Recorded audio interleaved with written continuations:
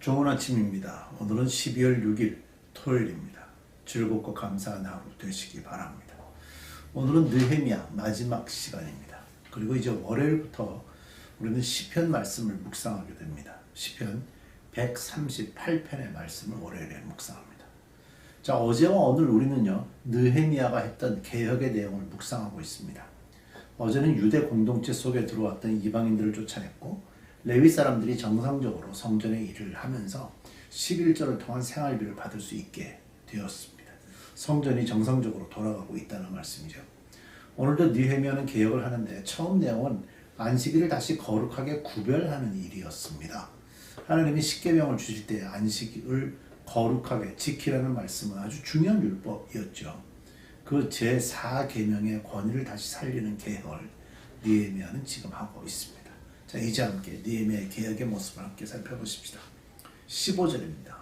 느헤미야 13장 15절. 그 무렵에 유다에서는 안식일에도 사람들이 술틀을 밟고 곡식을 가져다가 나귀에 지어서 실어 나르며 포도주와 포도송이와 무화과 같은 것을 날라드렸다. 안식일인데도 사람들이 이런 여러 가지 짐을 지고 예루살렘으로 들어오는 것이 나의 눈에 띄었다. 나는 안식일에는 사고 파는 일을 하지 말라고 경고하였다. 예루살렘에는 두로 사람도 살고 있었는데 그들은 안식일에 물고기와 갖가지 물건을 예루살렘으로 데려다가 유다 백성에게 팔았다. 사실 유대인들에게 안식일의 율법은 아주 엄격했습니다. 그리고 굉장히 강조가 되어 왔지요. 안식일이 지켜지지 않는 믿음으로 하나님께 나아가는 행위, 이거는 절대로 가능하지 않습니다. 하나님이 절대로 받지 않기 때문입니다. 그래서 느헤미야는 유대인들이 이 중요한 율법을 지키지 않는 것을 발견했고요. 느헤미야의 마음이 더 아팠던 것은 사실 최근 봉헌 예식을 했던 바로 그 예루살렘에서 이런 일들이 일어나고 있었기 때문입니다. 출애굽기를 보면요, 안식일에는 농부들도 일을 쉬라고 명령했습니다. 그런데 술틀을 밟고 곡식을 운반했다. 이거 중요한 그 말씀을 어기는 거죠.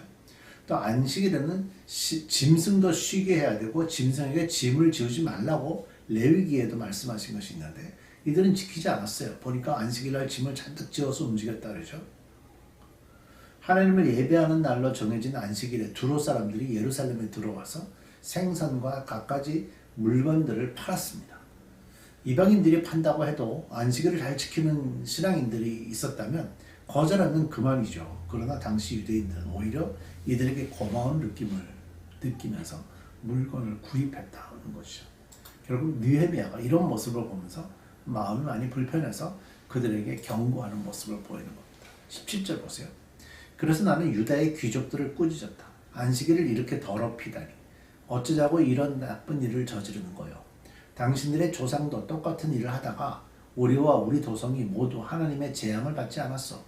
당신들이야말로 안식일을 더럽혀서 하나님이 이스라엘 위에 진노를 내리시도록 하는 장본인들이요. 그러니까 느헤미야는 안식일을 지키지 않는 사람들에게 경고를 하고 또 꾸짖기도 했습니다. 또 안식일을 지키지 않는 것이 큰 죄라는 것을 인식시키려고 애썼고요. 그들의 삶을 바꾸려고 노력을 했습니다. 특히 이제 유다의 귀족들에게 이 일이 잘못됐다고 지적을 했는데 사실 물건을 사는 것도 그렇고요. 또 짐을 나르는 것도 다 돈 버는 것과 관계되잖아요. 그러니까 결과적으로 유대인 귀족들이 누구보다도 그런 죄악에 앞장설 수밖에 없는 환경이었을 거예요. 그래서 느헤미야가 유다의 귀족들에게 이 일이 잘못임을 지적하면서 표현을 했는데 굉장히 세게 얘기합니다. 당신들이야말로 안식일을 더럽혀서 하나님이 이스라엘 위에 진노를 내리시도록 하는 장본인들이요 하고 표현하죠. 그러니까 이제 높은 사람들, 고관들이 먼저 안식일을 지키지 않고 백성들의 모범이 되지 않는다는 것은 곧 안식일을 지키지 않는 어떤 공범이 될 수 있다, 이런 의미가 저는 있다고 봐요. 높은 사람들, 유대인들 지도자들이 안식일을 지키지 않는 것을 보면서 하루하루 먹고 살아야 되는 제일 평민, 제일 낮은 계급에 있는 사람들은 그날 하루하루 필요한 만큼 더 죄의 자리로 갈 수밖에 없었을 거예요. 그래서 아마 느헤미야는 더 강한 책망을 높은 지위에 있는 사람들에게 내리고 있다고 볼 수 있습니다. 19절. 나는 안식일이 되기 전날은 해거름의 예루살렘 성문에 그림자가 들이우면 성문들을 닫도록 하고 안식일이 지나기까지 문을 열지 못하게 하였다. 나는 또 나를 돕는 젊은이들을 성문마다 세워서 안식일에는 아무것도 드리지 못하게 하였다. 그 뒤로도 장사하는 이들과 갖가지 물건을 파는 상인들이 예루살렘 성 밖에서 자는 일이 한두 번 있었다. 나는 그들도 꾸짖었다. 어찌하여 당신들은 성 밑에서 잠을 자고 있어? 다시 한 번만 더 그렇게 하면 잡아드리겠어. 그랬더니 그 다음부터 안식일에는 그들이 한 번도 나타나지 않았다. 자, 안식일 때 예루살렘 성으로 장사하는 사람들이 들어오지 못하게 하는 이제 정책을 폈습니다. 그 정책 중에 이제 대표적인 것이 안식일 전날이 되면 저녁에 해질 때쯤 될 때 이미 성문을 닫아 버리고요. 그 다음에 안식일이 완전히 끝난 다음에야 그 성문을 열었습니다. 그러니까 안식일을 들어와서 장사할 수 없도록 미리 다 통제를 해버린 거고요.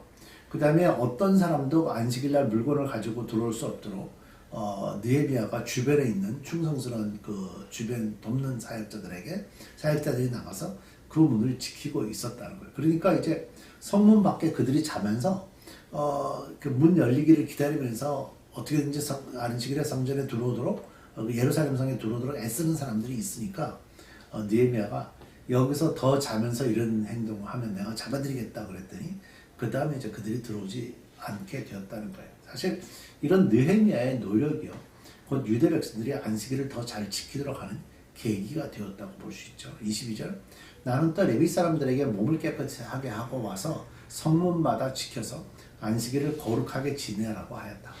나의 하나님, 내가 한 이 일도 기억하여 주십시오. 그지없이 크신 주님의 사랑으로 나를 너그러이 보아주십시오. 그러니까 이 일을 앞장서서 진행해야 되는 레위인들 먼저 성결하게 하고 성문을 지키도록 했고요. 정치 지도자인 느헤미야하고 또 영적인 사역자들이 힘을 모아서 개혁에 앞장서고 있는 모습을 보여줍니다. 그러면서 느헤미야는 이 일이 잘 이루어지도록 자신이 하고 있는 일들을 너그러이 보시고 주님의 사랑으로 기억해 달라고 기도를 하죠. 자, 그 다음에 나오는 부분입니다. 보세요. 23절 그때 내가 또 보니 유다 남자들이 아스돗과 암몬과 모압의 여자들을 데려와서 아내로 삼았는데 그들 사이에서 태어난 아이들의 절반이 아스돗 말이다 다른 나라 말은 하면서도 유다 말은 못하였다. 유대인들이 그 이방 여인들과 결혼함으로써 하나님이 창조하신 그 존귀한 모습을 스스로 타락시켰는데요. 에스라 시대에도 이것을 개혁하기 위해서 많은 노력을 했죠. 자, 에스라 시대와 느헤미야 시대는 굉장히 가까운 기간이지만 또 이런 문제들이 아직 남아있는 거예요. 사실 회복을 위해서 우리가 말씀에 들어가고 말씀을 위해서 애쓰고 노력하는 것은 정말 쉽지가 않습니다. 열심히 해야 되죠. 그러나 잠깐만 정신을 팔면 그동안의 10년, 20년의 노력이 순식간에 다 망가지는 것을 우리가 볼 수 있습니다. 그래서 이 회복이라는 것, 말씀으로 돌아간다는 것은 쉽지가 않은 일입니다. 이스라엘 백성들 다 알죠. 이방인들과 결혼하지 않으면 안 된다. 다 알고 있음에도 불구하고요. 포로에서 돌아오는 이들이 이제 그렇게 하고 있었다는 거예요. 그 중에서 이제 느헤미야가 확인한 것이 아이들의 절반이 유대인들의 말을 하지 못한다는 사실입니다. 그 말은 뭐냐? 자기 어머니의 말, 그러니까 이방 여인으로서의 고향 말은 하는데 유대인 사회에 들어와 있으면서 유대인의 말을 하지 못하고 있다는 걸 알게 됐을 때 이것이 너무 심각한 문제였다는 걸 확인하게 됐던 거죠. 그러니까 대개 아이들은 어머니의 가르침에 따라서 살게 되는 거죠.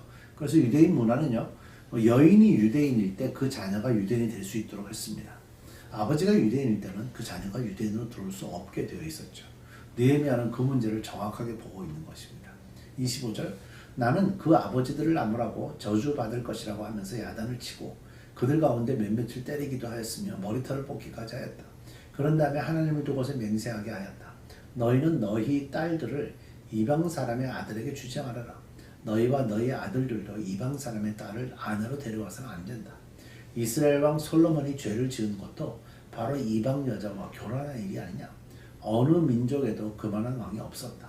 그는 하나님의 사랑을 한 몸에 받았으며 하나님은 그를 온 이스라엘의 왕으로 삼으셨다. 그러나 그마저 죄를 짓게 된 것은 이방 아내들 때문이다. 솔로몬의 그 결혼 생활에 대한 것도 지적을 하죠. 솔로몬은 하나님의 사랑을 한 몸에 받은 사람이었음에도 불구하고 아내가 이방 여인으로 들어오면서 다 망가지게 됐다는 거죠. 이제 너희가 이방 여자들을 아내로 데려와서 이렇게 큰 잘못을 저지르며 하나님을 거역하고 있는데 우리가 어찌 보고만 있을 수 있느냐. 대제사장 엘리야십의 손자인 요야다의 아들 가운데 하나가 호론 사람 산발랏의 사위가 되었기에 나는 그 자를 내 앞에서 얼씬도 못하도록 쫓아냈다. 우리 얘기 들었죠. 엘리야십의 손자가 그 산발랏의 사위가 됐다고 말씀 우리가 들었죠. 그래서 그 사람은 주변에도 올 수 없도록 내쫓았다. 이 사람이 아마 이 유대 사회에서 쫓겨난 것으로 역사학자들이 보고 있죠. 나의 하나님 그들을 잊지 마십시오. 그들은 제사장직을 더럽히고 제사장과 레위 사람의 언약을 저버린 자입니다. 예, 이렇게 그 제사장 가문에서도 이렇게 한 것에 대해서 하나님께 기도를 합니다.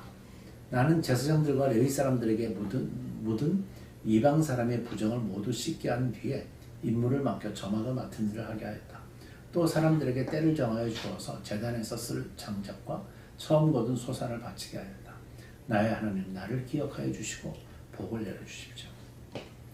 느헤미야는 이제 이방 여인들을 데리고 사는 그런 유대인들을 책망했고요. 아주 적극적으로 매우 심하게 그들을 책망하는 장면이 본문에 나오죠. 그리고 이방인들은 유다 공동체에서 다 떠나게 하였고요. 또 다시는 일어나지 않도록 맹세도 하게 했습니다. 이처럼 느헤미야는 다시는 죄악의 길로 들어서지 않도록 하기 위해서 수단과 방법을 가리지 않았고요. 특별히 제사장 가문만큼은 더 많은 관심을 두면서 이 그 엘리야십의 손자는 그 공동체에서 쫓겨난 것으로 보여집니다. 그리고 나서 제사장들과 레위 사람들을 다 정결하게 해서 각자의 역할을 맡아서 다시 성전이 정상화되도록 하게 됐던 거죠. 우리 기도하십시다. 하나님, 느헤미야의 이런 노력들이 유대 백성들이 좀 더 다시 하나님께로 나갈 수 있는 계기가 되었습니다. 그들이 포로 생활하다가 돌아왔기 때문에 말씀이 많이 흐트러져 있었지만 이제 이런 영적 지도자들의 한 사람 한 사람의 노력들이 그들이 더 하나님의 자녀로 돌아올 수 있도록 그런 좋은 계기들이 만들어졌습니다. 하나님 우리 주변에서 또 우리들도 좀 더 하나님의 자녀로 하나님의 백성으로 그리스도인으로 살아가도록 더 말씀에 집중하고 더 말씀에 순종하며 살아가는 저희들 되기를 원합니다. 내일 주일입니다. 우리 브릿지 가족들을 축복하시고 저들이 축교로 나와서 하나님께 예배하면서 대강절 두 번째 주일 예배를 하나님께 올리게 해 주옵소서. 예수님의 이름으로 기도드립니다.